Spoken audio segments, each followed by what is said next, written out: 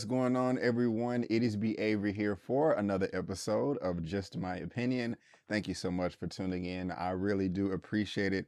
And with this one right here, guys, we are back for another season of Power Book 2 Ghost Season 2, not Season 1, but Season 2. This is the Episode 1 reaction, not the recap, but the reaction. What do I mean by that? Well, I'm not going to dive too deep into this episode, giving you all the nitty gritty. I'm going to save that for my live broadcast that I'm going to have with Miss Elia Cantu. And when are we going to have that? We're going to have that tomorrow, Monday, Sunday. I said tomorrow, Monday, Sunday. Monday, November the 22nd at 6:30 p.m. CST. This is the young lady right here, Miss Elia Cantu. We're going to go in deep dive, in-depth analysis of this episode 1 of Power Book 2 Ghost Season 2. And so if you just go over to my channel, then you hit this little channel tab right here, you will see Miss Elia Cantu's page right here. And again, this is what it looks like. And so that will be going down tomorrow, Monday, November the 22nd, 2021 at 6:30 p.m. CST for the full recap. We're probably going to go for about an hour. However, this reaction right here is going to be spoiler filled as well. So if you have not seen episode 1 of Power Book 2 Ghost Season 2, I strongly suggest you turn the video off now. You can subscribe to my channel, then come back later for all of this spoilery goodness. But like I said, guys, let's go ahead and get into it. And the name of this episode is called Free Will is Never Free.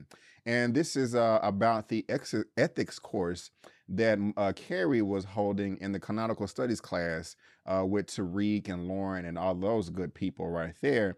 And it was a very interesting discussion. One of the things about the show is I always like these collegiate scenes of, you know, just them in the classroom going back and forth, debating, having the students argue and just, you know, deliver their points and different points of view from their lifestyles and backgrounds, etc. You know, that's realistic. That's how college is. Sometimes the students will fight, not physically fight, but argue in the middle of the class, and the teacher just be back there looking like this, you know what I'm saying? Just, you know, letting them get at it. This episode right here didn't dive too deep into that, but it was interesting. I was like, you know, hey, I remember that from the good old college days, and it's just something that I do enjoy about the show.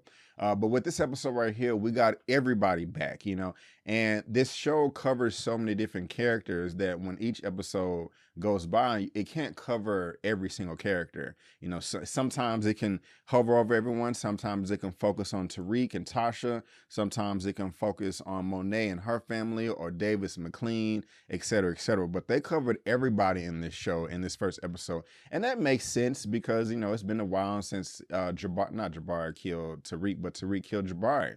But everybody did come back except for one person, and it is Tasha.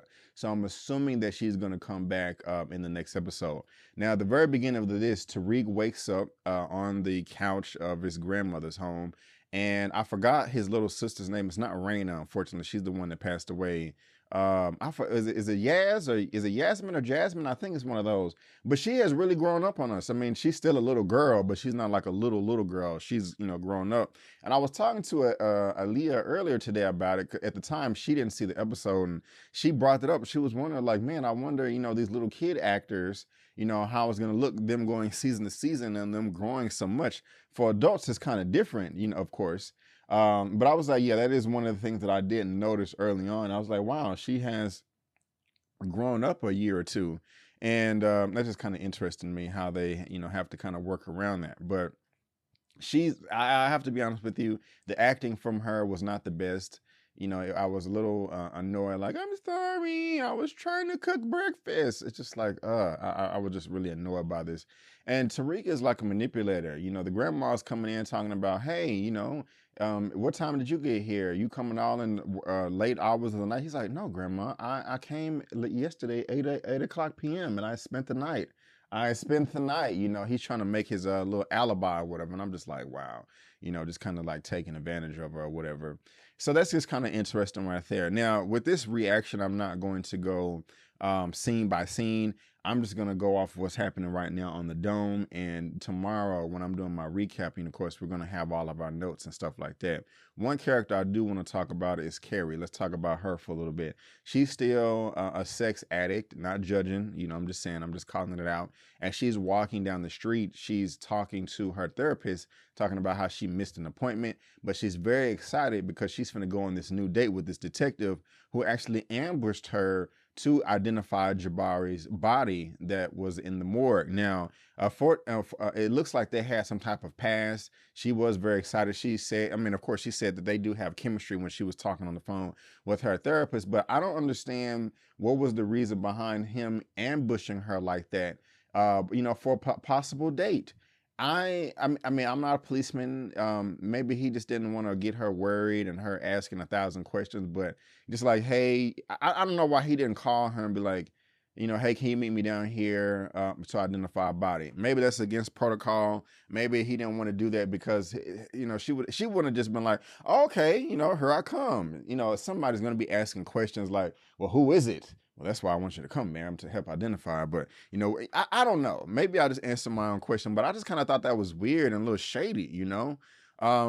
It just didn't really make sense to me. If it made sense to you, please let me know down in the comment section below. Since we're also talking about Carrie, we also got to talk about Zeke. Now, people rip up Zeke all the time, talking about he's acting like he's slow and stuff like that, and just, you know, walking around like this. I actually like the character. I think he's a lot of fun. When I'm looking back, it does kind of seem like I was hating on him a little bit because he was smashing Carrie last season. So I'm not going to hate on the brother this time. I mean, hey, man, if you're able to get it, you're able to get it. It still doesn't make sense to me, but hey, there's a lot of stuff about the game that just don't make sense. It is what it is. But I like how Zeke is standing up to Monet. She goes to talk to him while he's, you know, just practicing his game. And she's like, hey, why I gotta hide from you and stuff? And he's like, look, did you threaten my teacher? Did you charge her up and all that? And, you know, I liked all that. I also like Monet is tripping. First of all, I talked about her acting is just not the best. It's a little better this season, but she's all over the place. She's not communicating with nobody, making decisions for everybody else. I want you to go to the draft. We're going to follow Zeke. You're going to get on the hose. I'm going to do this. You're going to, you know, talking to Diana, talking about you're going to ward off all the thoughts. I'm going to be his manager. And I forgot what she said Drew is going to do. And I'm just like, wait a minute.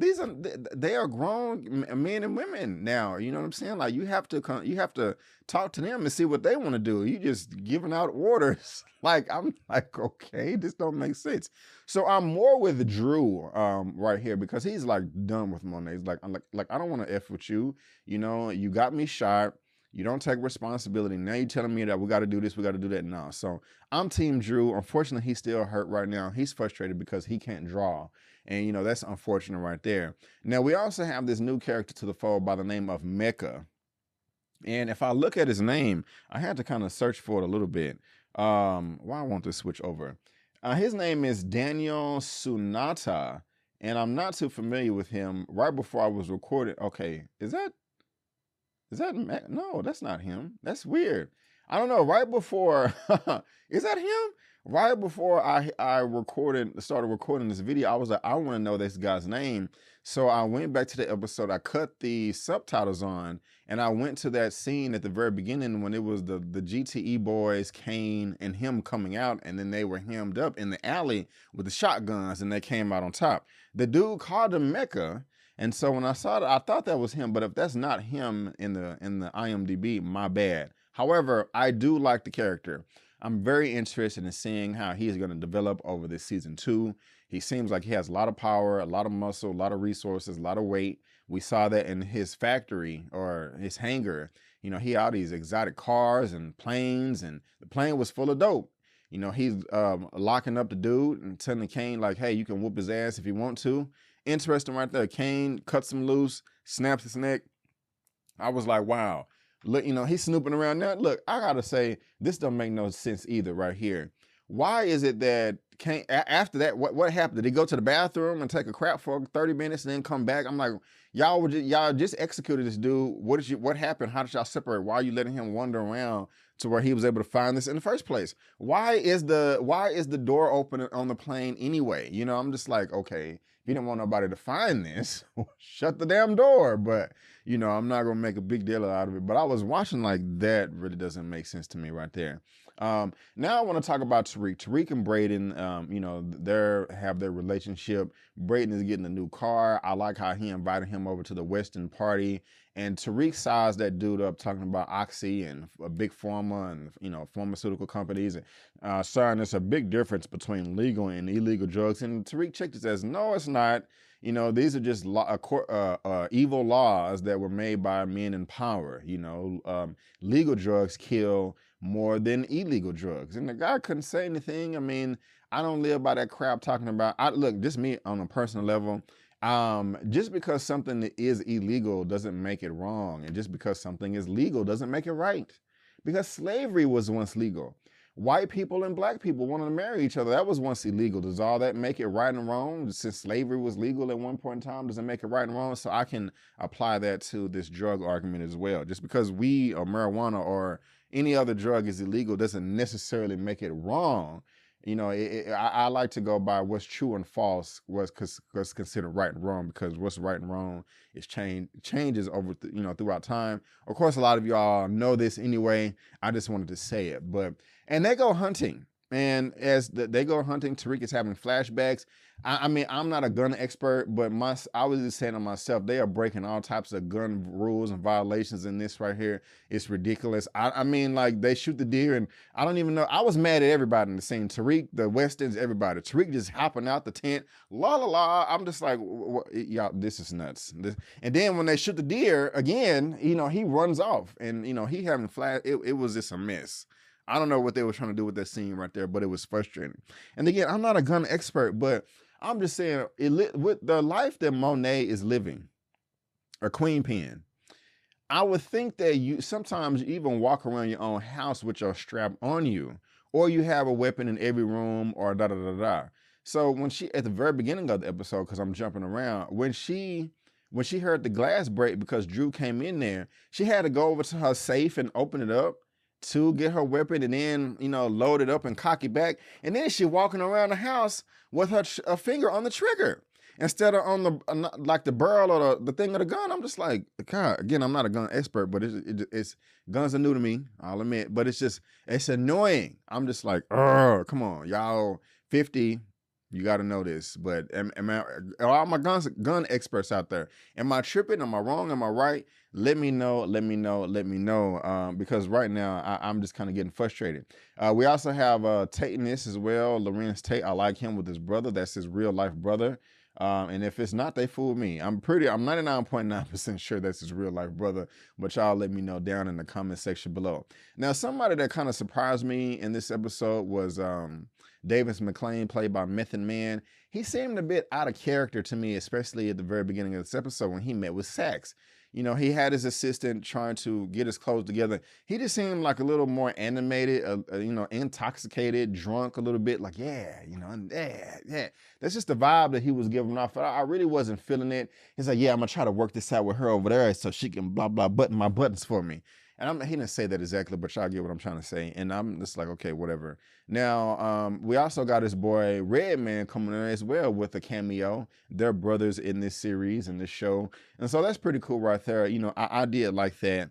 But one of the things that gets me most excited is I really want to see how things are going to work out with Mecca, this new connect, because Kane tried to go over to his, you know, Monet's crib, you know, but she wouldn't let him in. She's putting her foot down.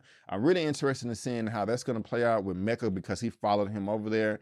And I'm also just really curious about the cop and them trying to investigate, you know, Jabari's dead body and who killed him.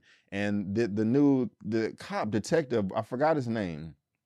It's Jeff Hefner is his real name. Detective Kevin Whitman is his name. I like him. Y'all let me know what y'all think about this dude right here.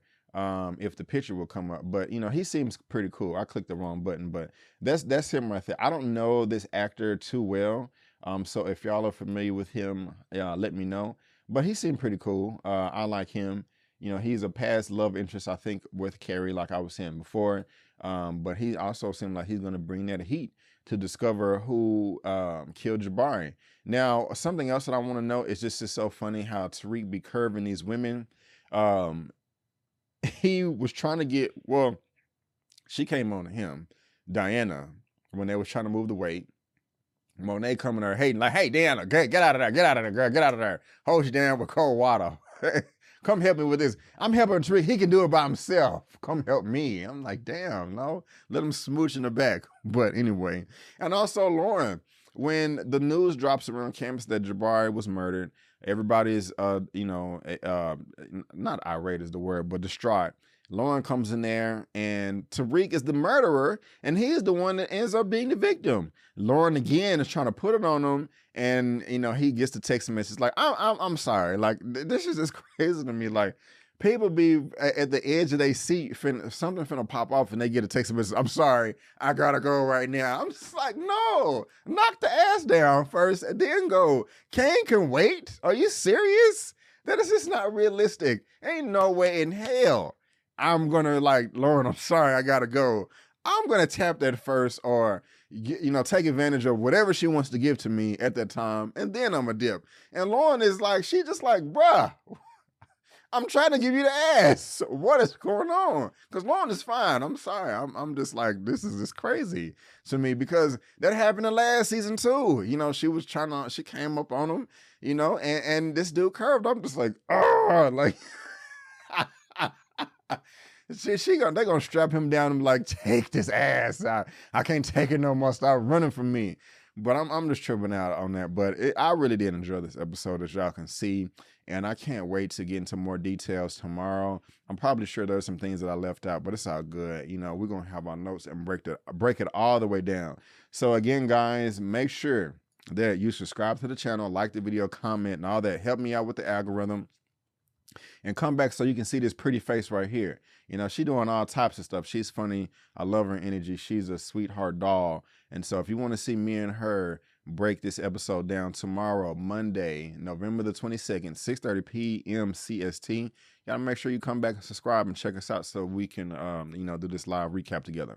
But guys, that is just my opinion, and I want to thank you so much for tuning in. If you like the video, please go ahead and give me the thumbs up, and also subscribe to the channel, helping me reach 35,000 subscribers. And from now until the end of the year, I'm trying to do an experiment with the YouTube algorithm, just seeing how much audience engagement will push out the video, promoting it to others to view and subscribe. The more audience engagement, the better. So if you like the video, you comment, you share it, you subscribe, all that, it does help out. Even if you watch the video more than one time, leaving comments in first, second viewing, that does help out. So if you want to help out your boy, go ahead and do all that. But guys, again, I just want to thank you so much for tuning in. And before you go, don't forget that my name is Brandon Keith Avery, and that's just my opinion. Peace.